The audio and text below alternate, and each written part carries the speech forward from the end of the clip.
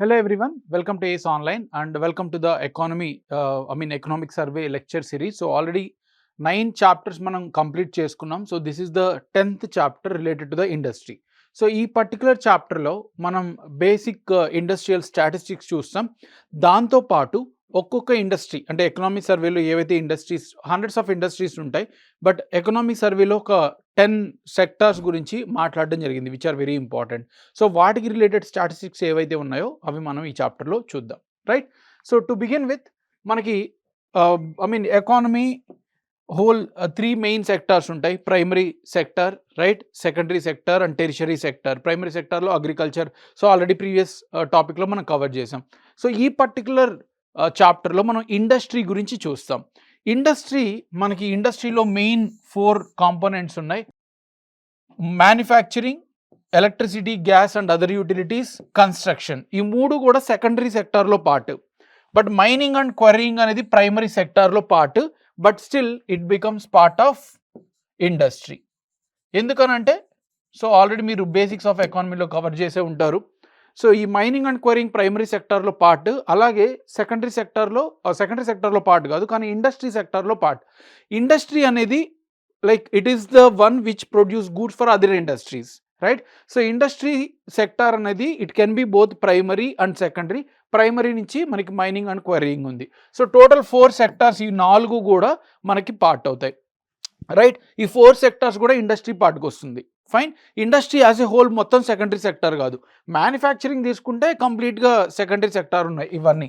కానీ ఇండస్ట్రీ సెక్టార్లో ఈ సెకండరీ సెక్టార్తో పాటు కొన్ని ప్రైమరీ సెక్టార్ నుంచి కూడా ఒకటి యాడ్ అయింది, that is mining and quarrying, right? So ఈ 4 మనకి మెయిన్ సెక్టార్. ఈ 4 సెక్టార్కి సంబంధించిన గ్రోత్ కంట్రిబ్యూషన్ మనకి ఎకనామిక్ సర్వేలో డిస్కస్ చేయడం జరిగింది. అంటే ఫినాన్షియల్ ఇయర్ 2024, 23, 22, 21, 20 ఈ 5 కూడా ఇచ్చారు. కానీ మనకి ఈ ఫినాన్షియల్ ఇయర్ 2024 అనేది మనకి ఇంపార్టెంట్, లేదా 2023, అట్లీస్ట్ ఈ లాస్ట్ 2 ఇయర్స్ మీరు గుర్తుపెట్టుకోవాలి. సో ఈ డార్క్ ఆర్ కాఫీ కలర్లో ఏదైతే ఉందో అది మ్యానుఫ్యాక్చరింగ్ సెక్టార్ కంట్రిబ్యూషన్. తర్వాత బ్లూ కలర్ ఏదైతే ఉందో అది కన్స్ట్రక్షన్ సెక్టార్కి సంబంధించింది. డార్క్ వైలెట్ ఏదైతే ఉందో అది మనకి electricity, gas and other utilities సంబంధించింది. రెడ్ బ్రౌనిష్ కలర్ ఏదైతే ఉందో అది మైనింగ్ అండ్ క్వరీయింగ్ సంబంధించింది. ఈ 4 సెక్టార్స్ కూడా మనకి ఇండస్ట్రీలో పార్ట్ అవుతాయి. సో ఇక్కడ share of industry and its component to the total gross value addition. Gross value addition అంటే ఏంటి? టోటల్ ఆ పర్టికులర్ సెక్టార్ ఎంత జీడిపికి యాడ్ అయింది వితౌట్ ట్యాక్సెస్. జీవీ అంటే వితౌట్ ట్యాక్సెస్, రైట్? సో ఇవి కాన్స్టెంట్ ప్రైజెస్ అంటున్నాడు. అంటే ఏంటి? బేస్ ఇయర్తో మనకి జీడిపిని ఆర్ జీవీఏని 2 ప్రైజెస్తో క్యాలిక్యులేట్ చేస్తారు. ఒకటి బేస్ ఇయర్, అంటే ఇన్ఫ్లేషన్ లేకుండా బేస్ ఇయర్ తీసుకొని మెజర్ చేస్తే దాన్ని కాన్స్టెంట్ ప్రైజెస్ అంటాం. అలాగే nominal prices or current prices అంటే ఇన్ఫ్లేషన్తో కూడా కలిపి మనకి ఎంత ఉంది అనేది, రైట్? సో ఇక్కడ ఈ 4 సెక్టార్కి సంబంధించిన గ్రాస్ వాల్యూ ఎడిషన్ కంట్రిబ్యూషన్ ఇచ్చారు. టోటల్ ఇండస్ట్రీ కంట్రిబ్యూషన్ వచ్చేసరికి 30.9% ఉంది. అంటే టోటల్ జీవీఏ మనం చూసుకున్నట్టయితే industry sector, service sector, agriculture sector కలిపి మనకు 100% ఉంది. అందులో ఇండస్ట్రీ సెక్టార్ ఒక్కటే 30.9% కంట్రిబ్యూట్ చేస్తుంది. అదే 2023లో అయితే 30% కంట్రిబ్యూట్ చేస్తుంది, 30.2% కంట్రిబ్యూట్ చేసింది, రైట్? దీంట్లో స్పెసిఫిక్గా మ్యానుఫ్యాక్చరింగ్ సెక్టార్ 17.3% కంట్రిబ్యూట్ చేస్తుంది అవుట్ ఆఫ్ 30.9లో. తర్వాత సెకండ్ వచ్చేసరికి కన్స్ట్రక్షన్ సెక్టార్ కంట్రిబ్యూట్ చేస్తుంది. తర్వాత electricity, gas and other utilities and finally mining. So ఎగ్జామ్లో అడుగుతారు, ఈ 4 ఇచ్చి అరేంజ్ చేయమంటారు, highest to lowest contribution to industry sector అని అడుగుతారు. సో ఫస్ట్ మనకి మ్యానుఫ్యాక్చరింగ్, తర్వాత కన్స్ట్రక్షన్, తర్వాత electricity and other utilities, finally mining. Same ఇక్కడ కూడా అంతే. 2023లో కూడా ఫినాన్షియల్ ఇయర్ 2023లో కూడా 16.9 మనకి మ్యానుఫ్యాక్చరింగ్ ఉంది, 8.8% మనకి కన్స్ట్రక్షన్ సెక్టార్ ఉంది, తర్వాత electricity utility 2.4 same as this, mining కూడా 2.1 same as this, right? So ఇవి మనం గుర్తుపెట్టుకోవాలి. ఇది contribution of different sectors to the industry sector. And as a whole industry sector 30.9 2024లో కంట్రిబ్యూట్ చేస్తే 2023లో 30.2 కంట్రిబ్యూట్ చేసింది. అయితే ఓవరాల్గా ఫినాన్షియల్ ఇయర్ 2024లో ఇండస్ట్రీ గ్రోత్ ఎంత ఉంది? ఇండస్ట్రీ గ్రోత్ రేట్ అంటున్నాడు. అంటే లాస్ట్ ఇయర్తో పోలిస్తే ఎంత పెరిగింది కంట్రిబ్యూషన్? సో 9.5% గ్రోత్ రేట్ అనేది ఇండస్ట్రీ సెక్టర్ ఎక్స్పీరియన్స్ చేసింది. అలాగే share of manufacturing to total gross value addition at the current prices. Constant prices మనం చూసాం, ఇక్కడ ఏమంటున్నాడు కరెంట్ ప్రైజెస్ అంటే ఇన్ఫ్లేషన్తో కలిపి జీడిపి మనకి 2023లో ఎంత ఉంది అని అంటున్నాడు. 14.3%గా కరెంట్ ప్రైజెస్తో ఉంది. సో ఇక్కడ కరెంట్ ప్రైజెస్ కంట్రిబ్యూషన్ అలాగే జీవీఏ కంట్రిబ్యూషన్ మనకి తగ్గింది. అంటే ఏంటి, ట్యాక్సెస్ ఇవన్నీ కూడా తగ్గాయి అని అర్థం, ఇన్ఫ్లేషన్ కూడా కూల్ అయింది అని అర్థం మ్యానుఫ్యాక్చరింగ్ సెక్టార్లో. మామూలుగా అయితే ఏంటి, నామినల్ ప్రైసెస్ ఎక్కువ ఉంటాయి కాన్స్టెంట్ ప్రైసెస్ కన్నా, కానీ ఇక్కడ నామినల్ ప్రైసెస్ ఎక్కువ ఉన్నాయంటే మీనింగ్ ఏంటంటే ఇన్ఫ్లేషన్ మనకి తగ్గింది అని అర్థం. Next, average annual growth rate of manufacturing చూసినట్టయితే లాస్ట్ 1 decade అంటే 2014 నుంచి 2024 వరకు యావరేజ్ మ్యానుఫ్యాక్చరింగ్ సెక్టర్ గ్రోత్ ఎంత ఉందంటే 5.2% ఉంది. Important, right? యావరేజ్ అంటే అన్ని ఇయర్స్ గ్రోత్ రేట్ యాడ్ చేసి డివైడ్ బై 10 చేస్తే మనకి యావరేజ్ గ్రోత్ రేట్ వస్తుంది. నెక్స్ట్, అలాగే growth rate of various sectors of industry, same ఇవే గ్రోత్ రేట్ ఎలా ఉంది అని. ఓవరాల్ ఇండస్ట్రీ చూసినట్టయితే మనం 9.5% గ్రోత్ రేట్ అని చెప్పాం ఆల్రెడీ, 9.5% గ్రోత్ రేట్ చూసాం. అయితే అందులో హైయెస్ట్ గ్రోత్ రేట్ చూసింది వచ్చేసరికి మనకి కన్స్ట్రక్షన్ అలాగే మ్యానుఫ్యాక్చరింగ్, ఈ రెండు కూడా దగ్గరగా 9.5 కంట్రిబ్యూట్ చేస్తున్నాయి, రైట్? సో అప్రాక్సిమేట్లీ ఈ రెండు కూడా ఈక్వల్గా గ్రో అవుతున్నాయి అనమాట. సిమిలర్లీ ఇక్కడ ఫినాన్షియల్ ఇయర్ 2023 చూసినట్టయితే మ్యానుఫ్యాక్చరింగ్ చూడండి డిప్ ఉంది, అంటే నెగిటివ్ వెళ్ళిపోయింది, రైట్? సో ఇదంతా కూడా మనకు అంత అవసరం లేదు, but just know that different sectors contribute different patterns, అంటే ఎలా గ్రోత్ రేట్ అనేది మనకి కాన్స్టెంట్గా ఉండదు. సో ఇక్కడ మెయిన్గా కంట్రిబ్యూషన్ ఏంటంటే కన్స్ట్రక్షన్ అండ్ మ్యానుఫ్యాక్చరింగ్ డామినేట్ చేస్తూ ఉంటాయని మనం తెలుసుకోవాలి. ఇప్పుడు ఒక్కొక్క టోటల్ ఇండస్ట్రీలో వేరియస్ సెక్టార్స్ ఉన్నాయి. Cement industry, iron and steel, coal, right? So ఆ సెక్టార్స్కి సంబంధించిన స్టాటిస్టిక్స్ అనేది మనకి ఎకనామిక్ సర్వే ఇచ్చింది. సో అవి కూడా తెలుసుకోవాలి. So performance of key sectors and related issues, so ఆ సెక్టార్స్లో పెర్ఫార్మెన్స్ ఎలా ఉంది, అలాగే ఇష్యూస్ ఏమున్నాయి ఆ సెక్టార్స్లో, అది మనకి ఎకనామిక్ సర్వే ఇచ్చింది. ఫస్ట్ సిమెంట్ ఇండస్ట్రీ గురించి ఈ మ్యాప్ అలాగే ఈ పాయింట్స్ సేమ్ ఒకటే. సో ఒకసారి మ్యాప్ చూడండి. మనకేంటంటే మన టోటల్ ఇన్స్టాల్డ్ కెపాసిటీ అంటే ఇండియాలో సిమెంట్ ఎంత మనం ప్రొడ్యూస్ చేయగలం, అది బ్లూ కలర్ వన్. ప్రొడక్షన్ మనం అయితే ఎంత చేస్తున్నాం, టోటల్ మ్యాక్సిమం కెపాసిటీ ఎంత ప్రొడ్యూస్ చేయొచ్చు ఇండియాలో, అలాగే మనం ఎంత ప్రొడ్యూస్ చేస్తున్నాము, రైట్? తర్వాత కెపాసిటీ యూటిలైజేషన్ అంటే ఏంటి, installed capacity minus production capacity అంటే మనం ఎంత యాక్చువల్గా ప్రొడ్యూస్ చేసాము divided by total capacity into 100 వేస్తే మనకేమొస్తుంది, మన టోటల్ యూటిలైజేషన్ ఎంత చేసుకున్నామని. ప్రొడక్షన్ ఎంత చేసాము divide by total capacity into 100 చేస్తే మనం ఎంత యూటిలైజ్ చేసుకున్నాం అనే పర్సంటేజ్ అనేది వస్తుంది అనమాట. సో ఇది గ్రీన్ కలర్. సో ఇక్కడ చూసినట్టయితే దగ్గరగా 65% యూటిలైజ్ చేసుకున్నాం. అంటే టోటల్ కెపాసిటీ ఎంత అంటే మనకి అప్రాక్సిమేట్లీ 622 మిలియన్ టన్స్. ఇక్కడ చూడొచ్చు సేమ్ ఇదే ప్రొజెక్షన్. టోటల్ సిమెంట్ మన ఇండియాలో కెపాసిటీ చేసే మన టోటల్ కెపాసిటీ వచ్చేసరికి 622 మిలియన్ టన్స్, కానీ మనం ప్రొడ్యూస్ చేసింది ఎంత, అరౌండ్ 427 మిలియన్ టన్స్ మనం ప్రొడ్యూస్ చేసాం. అంటే మనం ఇంకా కూడా స్కోప్ ఉంది, దగ్గరగా 200 మిలియన్ టన్స్ పెంచుకోవడానికి మనకి స్కోప్ ఉంది. Still there is a scope, right? But అయితే మనం కంప్లీట్గా యూటిలైజ్ చేసుకోలేదు, రైట్? సో ఇది కూడా పెంచాలి అని చెప్తుంది అనమాట. నెక్స్ట్, ఇండియా వచ్చేసరికి second largest cement producer after China. వరల్డ్లోనే India second largest cement producer after China. With in ఇండియాలో మనకి టాప్ ప్రొడ్యూసింగ్ స్టేట్స్ ఏమంటే ఫస్ట్ రాజస్థాన్, తర్వాత ఆంధ్రప్రదేశ్, తర్వాత తెలంగాణ, తర్వాత Karnataka, Madhya Pradesh, Gujarat, Tamil Nadu, Maharashtra, Uttar Pradesh, Chhattisgarh, west Bengal.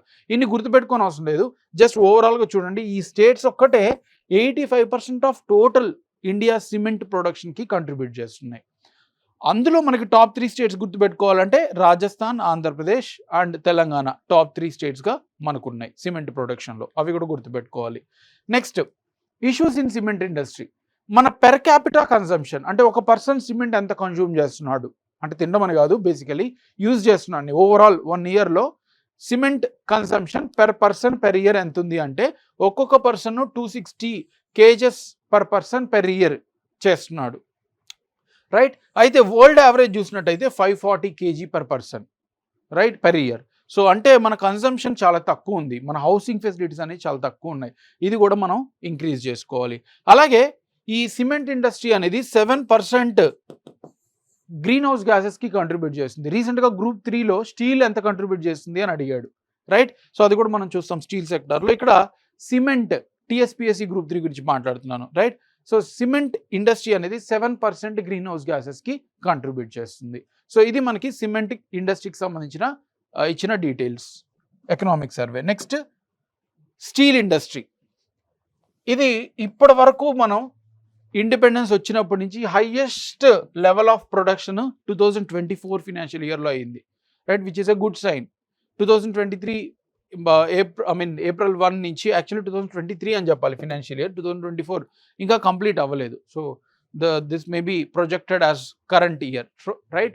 So April 1, 2023 నుంచి మార్చ్ 31, 2024 వరకు మనకి హైయెస్ట్ లెవెల్ ఆఫ్ ప్రొడక్షన్ అనేది మనం ఎక్స్పీరియన్స్ చేసాం స్టీల్ సెక్టార్లో, రైట్? అలాగే నెట్ ఎక్స్పోర్టర్, ఇండియా వేరే కంట్రీస్ నుంచి గూడ్స్ తీసుకోవడం కన్నా మనమే వేరే కంట్రీస్కి ఇవ్వడంలో హైయెస్ట్ ఉన్నాం. సో ఫినిష్డ్ స్టీల్ అనేది మనకి నెట్ ఎక్స్పోర్టింగ్ కంట్రీ అనమాట, మనమే ఎక్కువ పంపిస్తున్నాం తీసుకోవడం కన్నా కూడా, రైట్? అలాగే ఐరన్ అండ్ స్టీల్ ఇండస్ట్రీ ఏదైతే ఉందో, టోటల్ బిల్డింగ్, మనం ఒక బిల్డింగ్ కట్టాలంటే కొంచెం కాస్ట్ ఉంటుంది.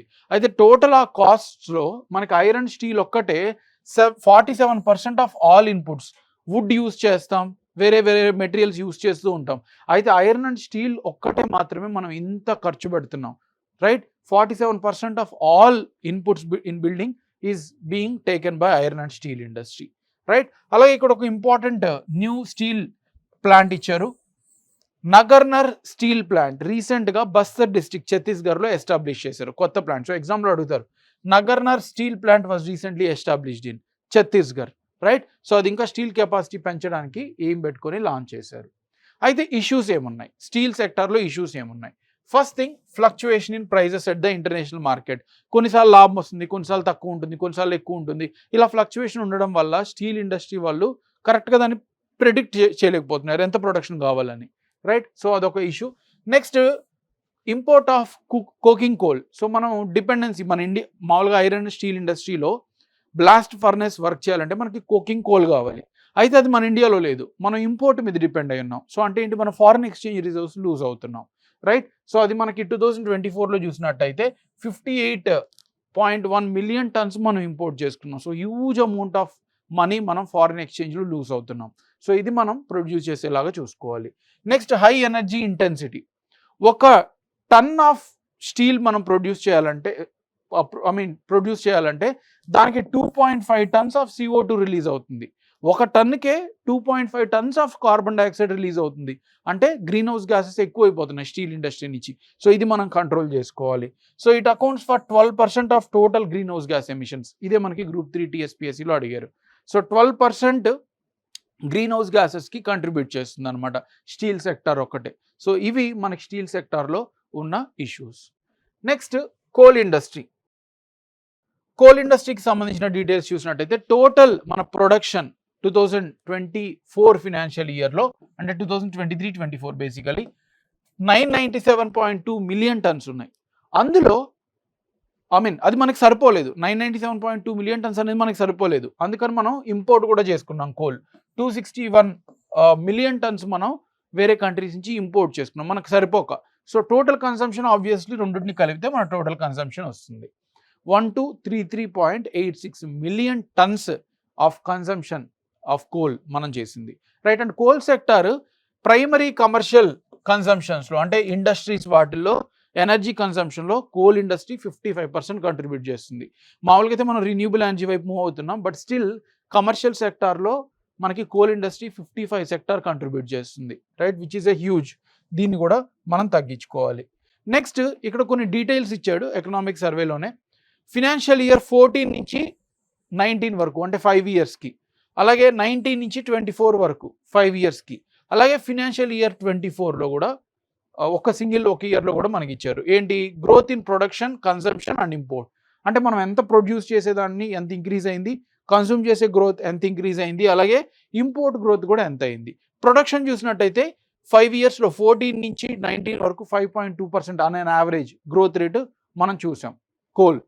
నెక్స్ట్ 19 to 24 వస్తే 24 చూసినట్టయితే 6.5% మనం గ్రోత్ చూసాం ఓవరాల్ 19 to 24.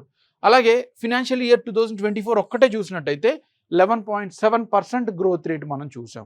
సో ఇవన్నీ కూడా మనకి ఇంపార్టెంట్. స్పెసిఫికల్లీ ఇది ఎంత గ్రోత్ రేట్ ఎక్స్పీరియన్స్ చేసామని అడుగుతారు.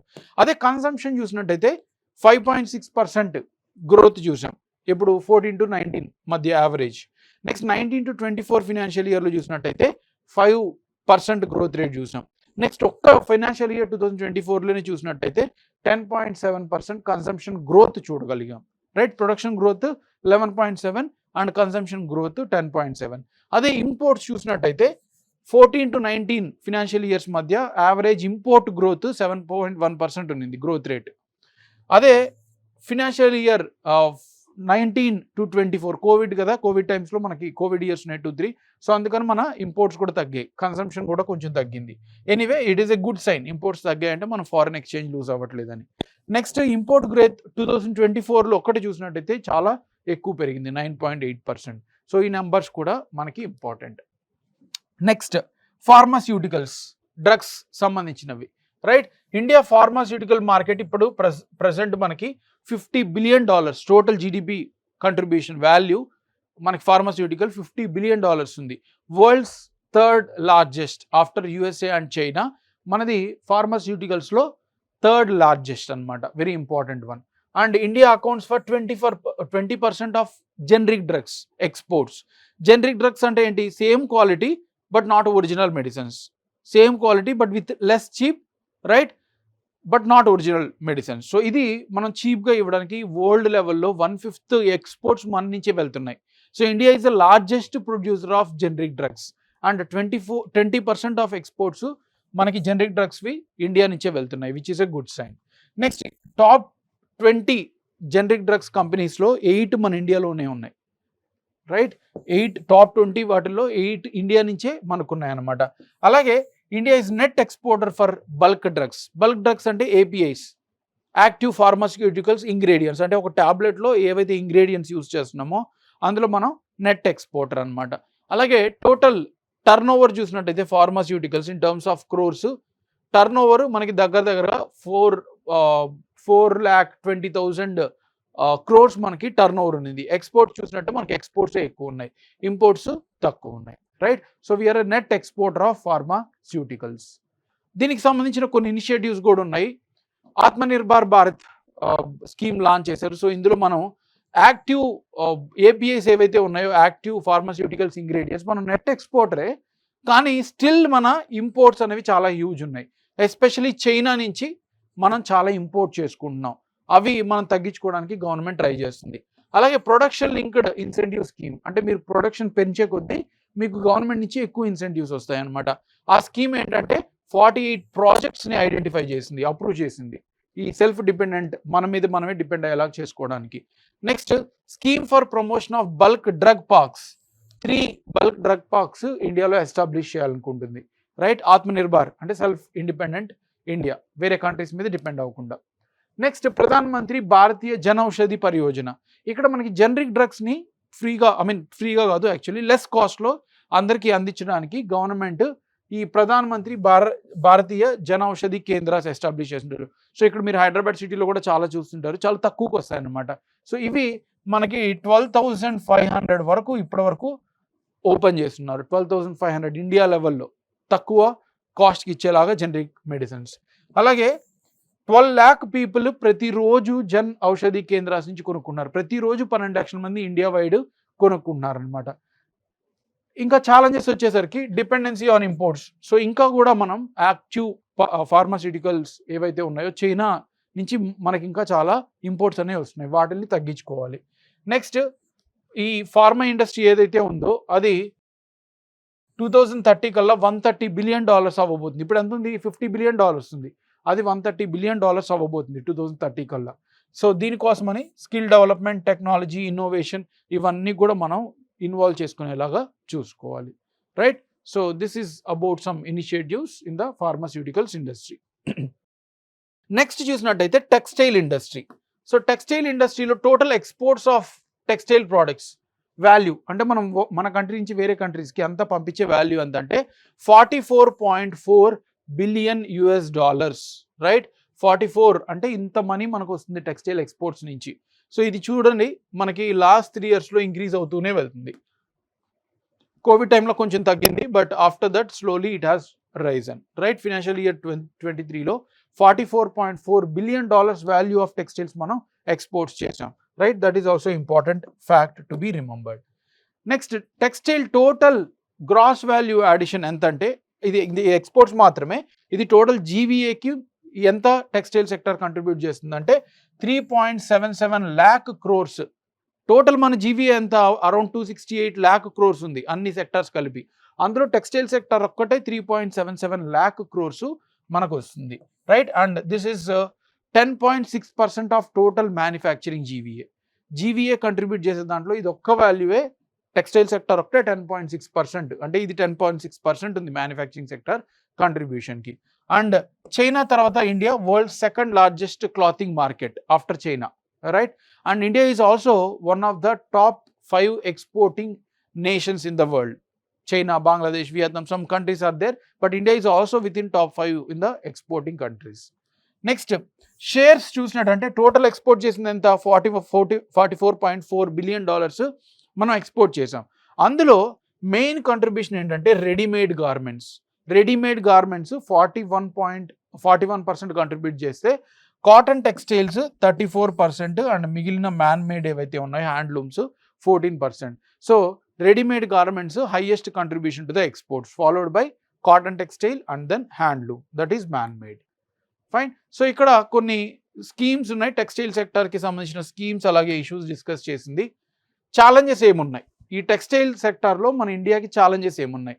ఫస్ట్ ఏంటంటే ఈ ఎంఎస్ఎంఈస్ అనేవి 80% అకౌంట్ అయి ఉన్నాయి. టోటల్ టెక్స్టైల్స్లో మనకి పెద్ద పెద్ద ఇండస్ట్రీస్ తక్కువ, 80% ఎంఎస్ఎంఈసే ఉన్నాయి. అయితే ఈ సెక్టార్ని ముందుకు తీసుకెళ్లాలంటే మనం ఎంఎస్ఎంఈ సెక్టార్ మీద డిపెండ్ అయ్యింది.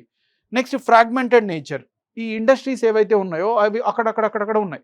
ఒకే దగ్గర క్లస్టర్గా ఉంటే మనకి ఏమవుతుంది, ట్రాన్స్పోర్టేషన్ కాస్ట్ తగ్గిపోతాయి. అక్కడక్కడ ఉన్నాయి కాబట్టి వాటిలన్నింటినీ కలెక్ట్ చేసుకునే దానికి ట్రాన్స్పోర్టేషన్ కాస్ట్ ఎక్కువ ఉన్నాయి. సో ఇది కూడా మనకి ఇష్యూ అనమాట. రా మెటీరియల్స్ ఇవన్నీ మనకి మహారాష్ట్ర, గుజరాత్ ఇవన్నీ రా మెటీరియల్స్ ఎక్కువ ఉన్నాయి, కానీ యాక్చువల్ ఇండస్ట్రీస్ అనేవి మనకి సదర్న్ పార్ట్ ఆఫ్ ఇండియాలో ఉన్నాయి. సో అవన్నీ ఒక దగ్గర తెస్తే ట్రాన్స్పోర్టేషన్ కాస్ట్ తగ్గి ఓవరాల్ కాస్ట్ తగ్గితే వేరే కంట్రీస్ వాళ్ళు మన గూడ్స్ ప్రిఫర్ చేస్తారు, చీప్గా వస్తాయి కాబట్టి. దాంతోపాటు heavy dependency on imported machines ఏవైతే కావాలో టెక్స్టైల్ సెక్టర్ అవి మనం ప్రొడ్యూస్ చేసుకోవట్లేదు, అవన్నీ కూడా ఇంపోర్ట్ చేసుకుంటున్నాం. స్పిన్నింగ్ ఎక్సెప్ట్ స్పిన్నింగ్ సెగ్మెంట్లో తప్పితే మిగిలిన మెషిన్స్ అన్నీ ఏవైతే కావాలో అవి మనం ఇంపోర్ట్ చేసుకుంటున్నాం. Next, inadequate availability of skills. అందరూ కూడా సాఫ్ట్వేర్ వైపు వెళ్తున్నారు, దీనికి సంబంధించిన స్కిల్స్ అన్ని కూడా తగ్గిపోతూ ఉన్నాయి. నీతి ఆయోగ్ వీటి కోసం అని కొన్ని రికమెండేషన్స్ ఇచ్చింది. Domestic machine manufacturing.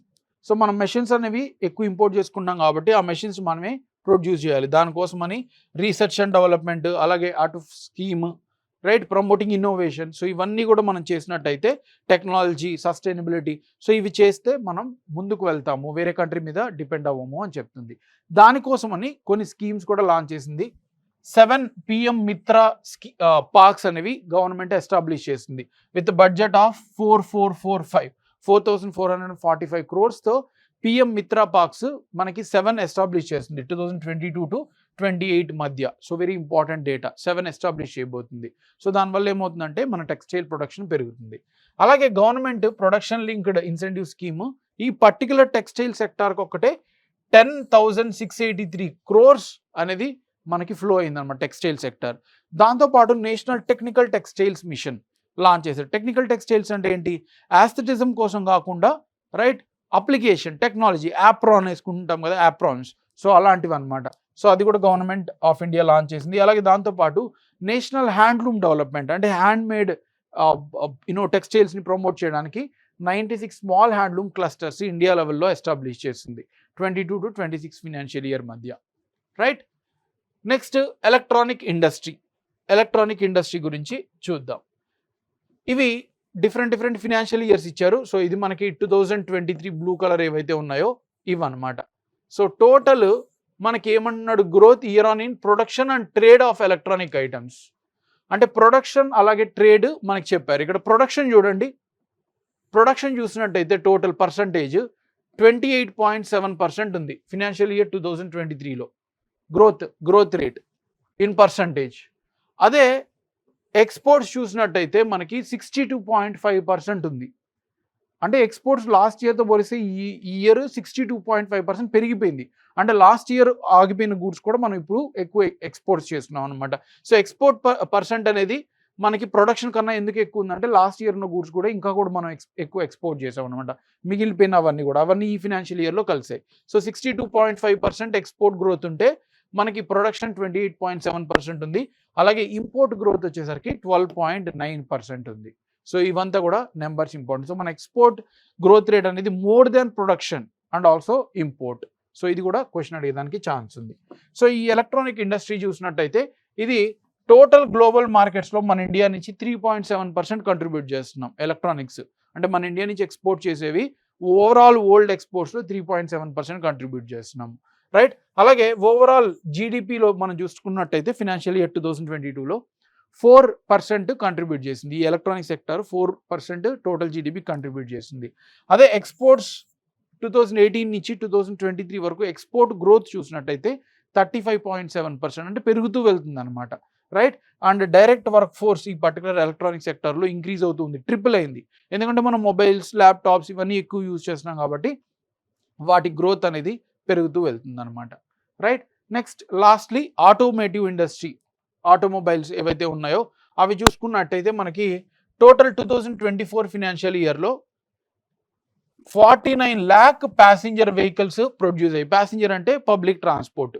Next 3 wheelers చూసినట్టయితే 9.9 lakhs. నెక్స్ట్ 2 వీలర్స్ చూసినట్టయితే 214.7 lakh వెహికల్స్ 2 వీలర్స్ పెరిగింది. తర్వాత 10.7 lakh commercial vehicles. So highest మనకి ఏమున్నాయి 2 వీలర్స్, తర్వాత commercial vehicles passenger vehicles 49.7 lakhs, తర్వాత commercial vehicles, finally 3 wheelers 9.9. So ఇవి కూడా అడిగేదానికి ఛాన్స్ ఉంది, రైట్. సో ఇవే మనకి ఫినాన్షియల్ ఇయర్లో గ్రోత్ ఇవన్నీ కూడా ఇచ్చారు. Annual growth in production of different categories. So cars కానీ ఇవన్నీ కూడా చూస్తున్నట్టయితే ఈ డిఫరెంట్ ఇయర్స్లో ఇచ్చారు. సో మన గ్రోత్ రేట్ అనేది స్లో ఉందన్నమాట. ఇది ఓన్లీ 3 months అయింది కాబట్టి జూలైలో రిలీజ్ చేశారు. సో ఏప్రిల్, మే, జూన్ వరకే ఇచ్చారు. సో ఎనీవే ఇవి మనకు అంత ఇంపార్టెంట్ అవసరం లేదు, కంప్లీట్ అవ్వలేదు కాబట్టి. ఒకవేళ అడిగితే 28.5% గ్రోత్ రేట్ మనం అన్ని ఎక్స్పీరియన్స్ చేసామన్నమాట లాస్ట్ ఇయర్ ఫినాన్షియల్ ఇయర్లో 2023, right. Next cross cutting themes. ఇప్పటి వరకు డిఫరెంట్ ఇండస్ట్రీస్ చూసాం, డిఫరెంట్ సెక్టార్స్ చూసాం. అయితే ఈ సెక్టార్స్ అన్నింటిలో కొన్ని కామన్ ఎలిమెంట్స్ ఉన్నాయి. వాటి గురించి కూడా ఎకనామీ సర్వే చెప్పింది. ఫస్ట్ థింగ్ ఏంటంటే production linked incentive scheme.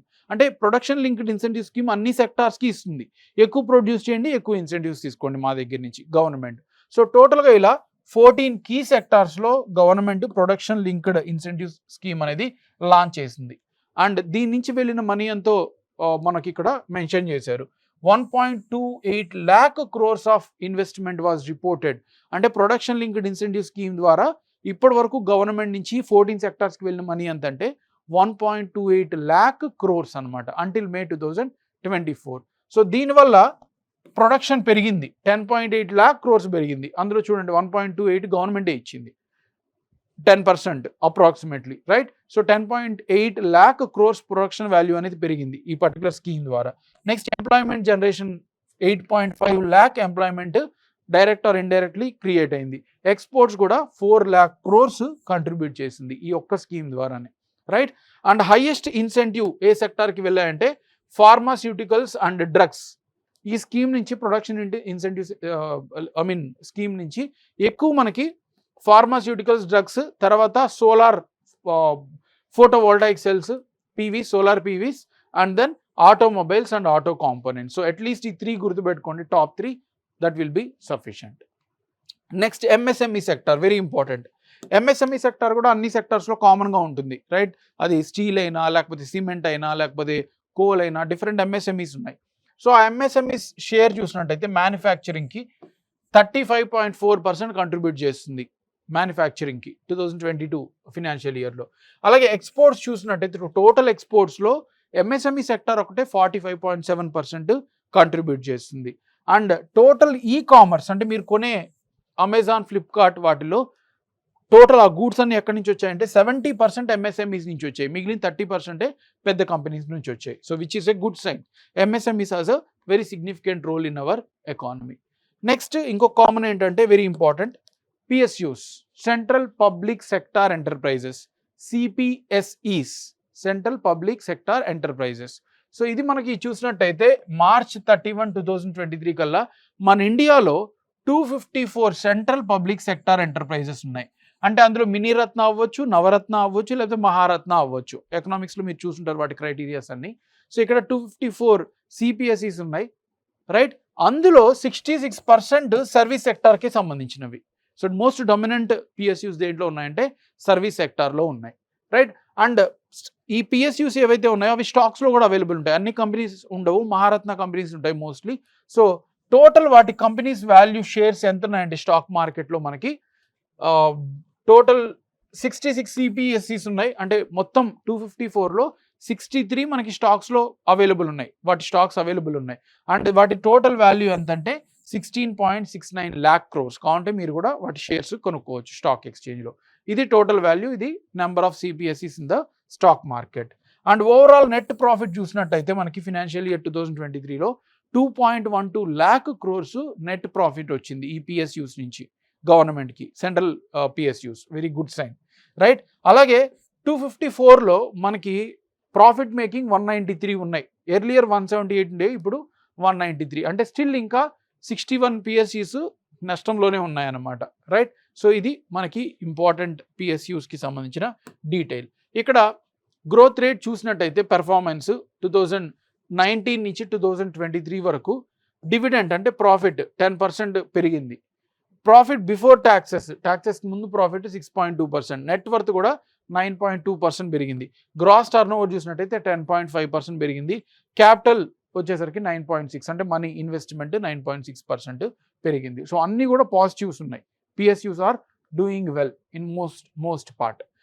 Lastly research and development గురించి చూసినట్టయితే ఇన్నోవేషన్ రీసెర్చ్ మనకి అంతా కూడా పబ్లిక్ సెక్టార్ చాలా తక్కువ ఉంది. ఈ రీసెర్చ్ అండ్ ఇన్నోవేషన్ ఇండస్ట్రీలో చూసినట్టయితే పబ్లిక్ సెక్టార్ అనేది చాలా తక్కువ ఉంది. మనం రీసెర్చ్ ఇన్నోవేషన్కి చాలా తక్కువ స్పెండ్ చేస్తున్నాం అని చెప్తున్నారు అనమాట. సో ఇది ఓన్లీ 7%, మిగిలినంతా కూడా ప్రైవేట్ ప్లేయర్స్ మీద మనం డిపెండ్ అయ్యాం. అలాగే 2019 నుంచి 21 వరకు 44,720 crores మనం రీసెర్చ్ ఇన్నోవేషన్లో ఖర్చు పెట్టాం. అందులో మెయిన్ రీసెర్చ్ దేనికి వెళ్ళిందంటే మనకి drugs and pharma again. So drugs and pharma highest research innovations capital తీసుకునింది. తర్వాత టెక్స్టైల్, తర్వాత ఇన్ఫర్మేషన్ టెక్నాలజీ, తర్వాత ట్రాన్స్పోర్టేషన్. సో రీసెర్చ్ అండ్ డెవలప్మెంట్లో ఏ సెక్టార్కి ఎక్కువ ఫండ్స్ వచ్చాయని. సో ఇది మనకి, right. So that is of the thing. Now ఒక సమ్మరైజ్ చేసినట్టయితే ఎకానమీ సర్వే మనకి ఎక్కడ మనం గెయిన్ చేసుకున్నాం, ఎక్కడ మనం నష్టపోయామో మనకి చెప్పింది. గెయిన్స్ వచ్చేసరికి chemicals, pharmaceuticals, transportation equipment, steel and machinery. So ఎగ్జామ్లో ఇది కూడా అడుగుతారు, ఒక 3-4 సెక్టార్స్ ఇచ్చి ఎక్కడ మనం గెయిన్ అయ్యాం, ఎక్కడ మనం లూజ్ అయ్యాం. అదే డిక్లైన్ చూసినట్టయితే textile, food products, beverages, petroleum and leather, వీటిలన్నింటిలో మనం డిక్లైన్ అయిందనమాట గ్రోత్. Next export, imports. మనం ఏ గూడ్స్ ఎక్కువ ఎక్స్పోర్ట్ చేస్తున్నాం, అలాగే ఏ గూడ్స్ మీద ఇంపోర్ట్ డిపెండెన్స్ ఉన్నాం. నెట్ ఎక్స్పోర్టర్ అంటే మన నుంచి వేరే కంట్రీకి వెళ్ళేది చూసినట్టయితే స్టీల్, ఫార్మాస్యూటికల్స్, ఆటోమొబైల్స్, వీటిలో మనం నెట్ ఎక్స్పోర్టర్. ఇంపోర్ట్ చూసినట్టయితే కోల్, క్యాపిటల్ గూడ్స్, కెమికల్స్, వీటిలో మనం import dependent, right. So increased demand for capital goods అనేది పాజిటివ్ సైన్. ఏం చెప్తుందంటే క్యాపిటల్ గూడ్స్ అంటే ఏంటి, ఏవైతే మనం గూడ్స్ తీసుకొని వేరే గూడ్ని ప్రొడ్యూస్ చేయడానికి యూజ్ చేస్తాం. సో క్యాపిటల్ గూడ్స్ పెరిగితే వేరే గూడ్స్ మనం ప్రొడ్యూస్ చేయడానికి పెరుగుతున్నట్టు. సో అది మనకి ఏ పాజిటివ్ సైన్. నెక్స్ట్ ఛాలెంజెస్ చూసినట్టయితే ఎక్స్పోర్ట్ ఫ్లక్చుయేషన్స్. సో ఇవన్నీ కూడా ఎక్స్టర్నల్ సెక్టర్ అంటే రష్యా, ఉక్రెయిన్ వార్, వీటిలన్నిటి వల్ల ఎక్స్పోర్ట్స్ మనకి ఇండస్ట్రీ నుంచి చాలా వాలటైల్గా ఉన్నాయి. నెక్స్ట్ వీటిని కొంచెం పెంచడానికి రీసెర్చ్ అండ్ డెవలప్మెంట్, ఇన్నోవేషన్ పెంచాలి, అప్స్కిల్లింగ్ ఆఫ్ వర్క్ ఫోర్స్, ఇవి చేస్తే మన ఇండస్ట్రీ సెక్టర్ అనేది ముందుకెళ్తుంది అనమాట. సో దానికోసమని MSMEస్ని కూడా మనం సపోర్ట్ చేయాలి. ఎందుకంటే MSMEసే హైయెస్ట్ కంట్రిబ్యూషన్ ఉంది, 80% కంట్రిబ్యూషన్ ఉన్నాయి, రైట్. ఫినాన్స్ సపోర్ట్స్, వాళ్ళకి ఫండ్ ఉండేలాగా చూసుకోండి. తర్వాత simple process, launch MSME company launch చేయడానికి, స్టార్ట్ చేయడానికి సింపుల్ ప్రాసెస్ ఉండాలి. అలాగే bottom level, grass root, panchayat, state లెవెల్లో మనకి సపోర్ట్ అనేది దొరకాలన్నమాట. So that is about the industry sector of economic survey. ఇందులో ఉన్న డీటెయిల్స్ అన్నీ కూడా మనకి చాలా చాలా important. So stay tuned for the next lecture. Thank you.